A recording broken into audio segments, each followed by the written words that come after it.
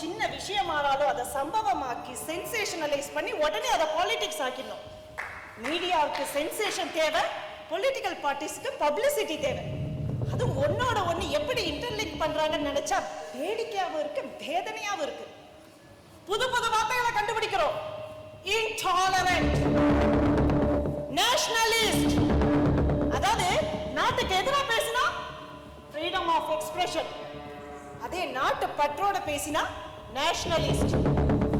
அடுத்தவன் என்ன வேணா அநியாயம் பண்ணுவான், அதை தட்டி கேட்டா இன்டாலரண்ட், இன்டாலரண்ட், இன்டாலரண்ட். எல்லா கோவில்களையும் பெண்கள் அனுமதிக்கணும், போராட்டம் நடத்துவோம். ஆனா அது கோவில்களுக்கு மட்டும்தான், மசூதிக்கும் மாதா கோவிலுக்கும் அப்ளை ஆகாது. ஏன்னா we are in a secular country. எம்மதமும் சம்மதம். ஐயா, இங்கிலீஷ்ல ஒரு ப்ராவர்ப் உண்டு, all are equal but some are more than equal. அது மீடியாவுக்கும் ரொம்பவே நல்லா தெரியும்.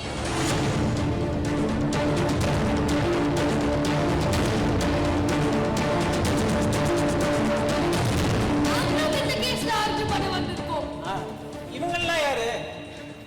இவர் மிஸ்டர் பரமசிவம், மோகன்தாஸோட தாத்தா. மிஸ்ஸஸ் அனிதா, மோகன்தாஸோட அம்மா, மோகன்தாஸோட தம்பி. ஏற்கனவே என் கனவுல வந்தவாதம். இவனும் வக்கீல் கவுல வந்துட்டானே. I have come to defend my bro. இப்பெல்லாம் காசு கொடுத்தா யார் வேணா என்ன வேணா ஆகலாம் நம்ம நாட்டுல. பார்வை இல்லாதவனுக்கு டிரைவிங் லைசன்ஸ் கிடைக்கும், கொலகாரனுக்கு மந்திரி பதவி கிடைக்கும், உமனைசருக்கு பத்ம விபூஷன் கிடைக்கும். மேலா பாரத் மகான். எதிர்த்தரப்பு வக்கீல் எதையோ பேசி வழக்கை திசை திருப்ப பார்க்கிறார். இந்த வழக்கு சம்பந்தமாக மட்டும்தான் அவர் பேச வேண்டும். பொதுவாகவே ஒரு கொலை நடந்தா உடனே எல்லாரும் கொலைகாரனை தான் பிளேம் பண்ணுவாங்க. ஆனா பல சமயங்கள்ல தாக்கப்பட்டவங்க மேல தவறு இருக்கும். அதுவும் இந்த காதல் கொலைகளை பொறுத்தவரை பொம்பளை பசங்களுக்கு நிறையவே பங்கு உண்டு. ஆம்பளை பசங்களை அலைய விடுறது, அவங்க ஈகோவோட விளையாடுறது, அனாவசியமா ஹோப்ஸ் கொடுக்கறது, கடைசியில கை விடுறது. அந்த விதத்துல பார்த்தா இறந்து போன பாரதியின் மீதும் தவறுகள் உள்ளன. குற்றம் சாட்டப்பட்ட மோகன்தாஸை பல விதங்களில் அவர் அவமானப்படுத்தி இருக்கிறார் என்று மீடியா சொல்கிறது. எந்த ஒரு வழக்கா இருந்தாலும் ரெண்டு விதமான ட்ரையல் நடத்துறது வழக்கமாயிடுது நம்ம நாட்டுல. ஒன்னு கோர்ட் நடத்துற ட்ரையல், இன்னொன்னு மீடியா ட்ரையல். அவங்க இஷ்டத்துக்கு எப்படி வேணாலும் கேஸை இழுத்துட்டு போவாங்க, எந்த பக்கம் வேணாலும் திசை திருப்புவாங்க. ஒரு கட்டத்துல எது நிஜம், எது போய், யார் குற்றவாளி, யார் நிரபராதி தெரியாத அளவுக்கு குழப்பிடுவாங்க. 8 பேர் சேர்ந்து பேனல் டிஸ்கஷன் நடத்துவாங்க. Why you are silent? The nation wants to know. Mr. I want to make my statement. No. I cannot allow you to hear.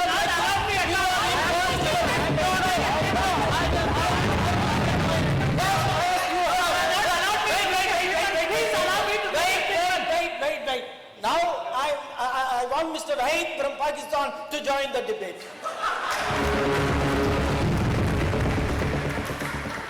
அப்படின்னு டிபேட் போய்கிட்டே இருக்கும்.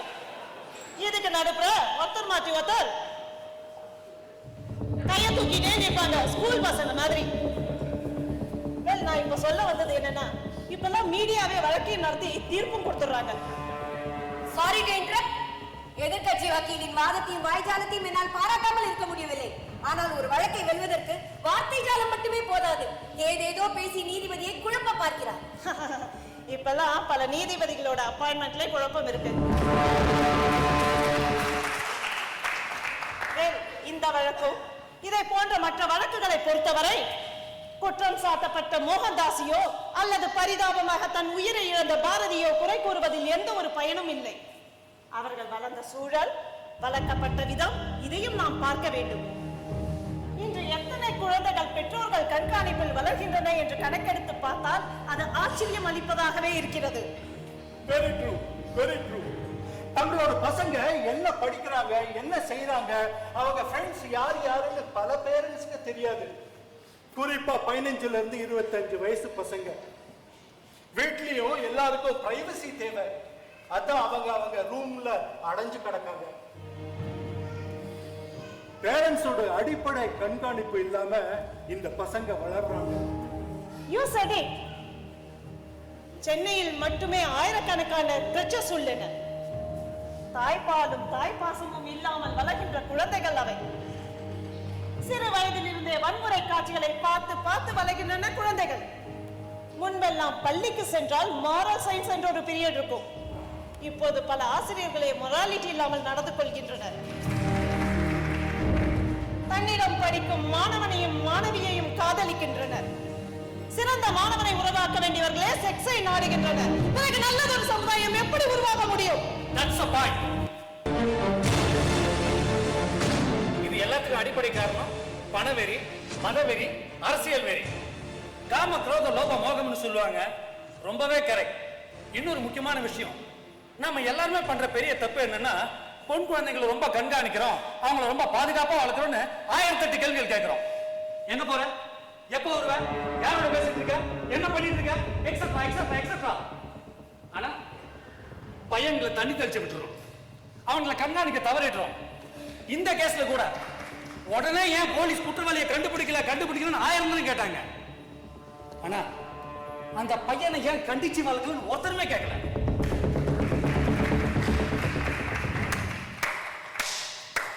You said it, sir. என் சக வக்கீல் அனிதா இதே கண்காணிப்பையும் கண்டிப்பையும் தன் மகன் மீது வைத்திருந்தால் இன்று அவன் ஒரு குற்றவாளியாக ஆகியிருக்க மாட்டான். So the root cause for all this problem is the way the children are brought up and the way the values are inculcated. என்னவோ யாருக்குமே தெரியாத ஒரு புது விஷயத்தை சொல்ற மாதிரி சொல்றீங்க. இதெல்லாம் எங்களுக்கு ஆல்ரெடி தெரியும். It's a waste of time and energy. அப்படி சொல்றா ராஜா, உனக்கு தெரிஞ்சிருக்கு, எங்களுக்கு யாருக்குமே தெரியல. ஒரு விஷயம் தெரியாம இருந்தா தப்பு இல்லை, அது தெரிஞ்சு செயல்படுத்தாம இருந்தா அது குத்தம். சோ அந்த நேரத்துல பார்த்தா குற்றவாளி கூண்டுல நிக்க வேண்டியது மோகன்தாஸ் இல்ல, நாம எல்லாரும் தான். And let me sum up. இந்த ஒரு கொலைனாலேயோ அல்லது தண்டனைனாலேயோ சமுதாயத்தில் எந்த ஒரு பெரிய மாற்றமும் நிகழப்போவதில்லை. இந்த கேஸை பொறுத்த வரைக்கும் தீர்ப்பு யாருக்கு வேணா சாதகமா இருந்துட்டு போட்டோம். மோகன்தாஸுக்கு தண்டனை கிடைக்கல, அதை பத்தி எனக்கு எந்த கவலையும் இல்லை. ஆனால் நான் இதுவரை சொன்ன வாதங்களையும் கருத்துக்களையும் சிந்தித்து எல்லோரும் ஓரளவு செயல்பட ஆரம்பிச்சா அதுவே எனக்கு கிடைத்த மிகப்பெரிய வெற்றியாக நான் நினைப்பேன்.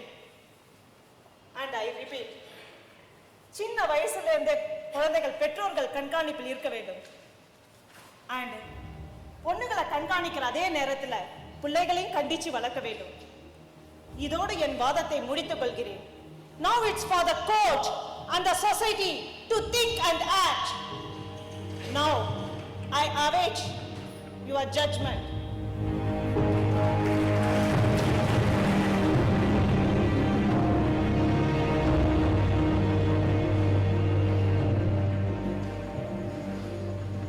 அர்ஜுன், எங்க போற? எங்க கிளம்பிட்ட? நான் எங்க போனா என்ன பண்ணா உனக்கு என்ன? Simply asking me too many questions. என்னம்மா? அது பேர இனிமே இப்படிதான். எங்க போற, எங்க வர எல்லாம் எனக்கு தெரிஞ்சாகணும். 9 மணிக்குள்ள வீட்டுக்கு வந்தாகணும். No more iPad. இந்த அறை இவனுக்கு மட்டுமில்லை, ஒவ்வொரு பெற்றோரும் தன் குழந்தைக்கு கொடுக்க வேண்டிய அறை இது.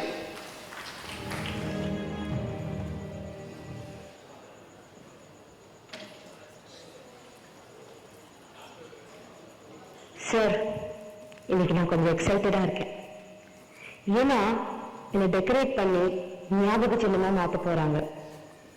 அவங்க எல்லாத்தையும் ஒரே ஒரு ரிக்வெஸ்ட், அடுத்த தடவை இந்த மாதிரி ஒரு கொலையை பார்த்தீங்கன்னா பொறுத்தது போதும் பொங்கியே அப்படின்னு ஆக்ரோஷமாக பாரதி பாடின மாதிரி பொங்கியன்னு கூட எதிர்பார்க்கல. மரம் மாதிரி நிற்காம கொஞ்சமாவது அசைஞ்சு கொடுங்க.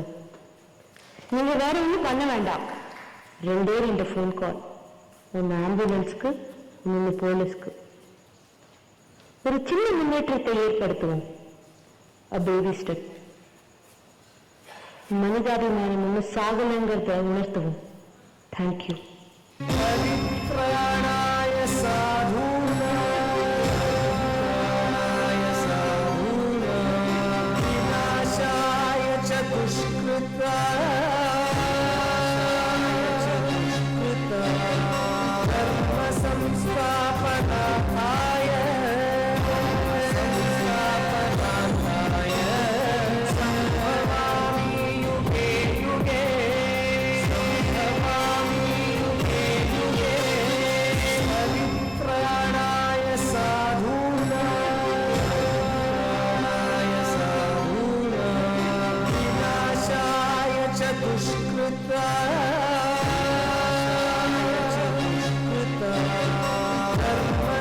संस्थापनाय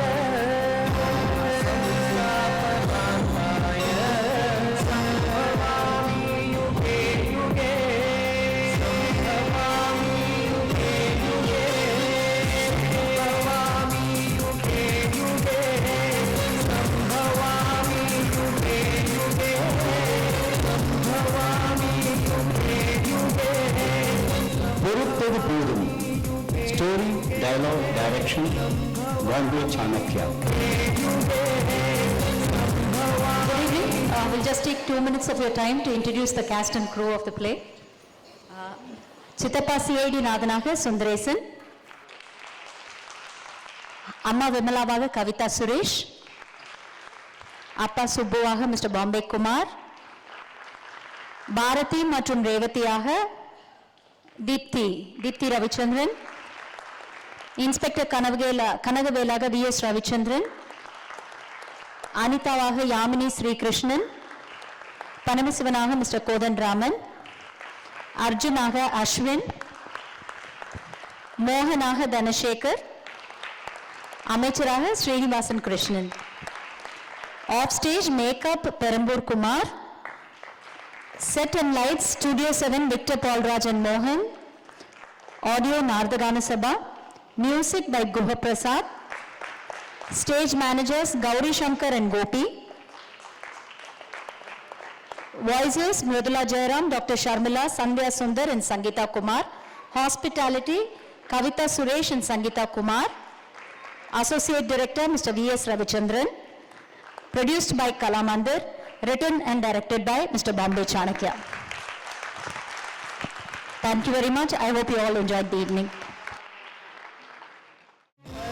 प्रयाणाय साधूनां विनाशाय च दुष्कृताम्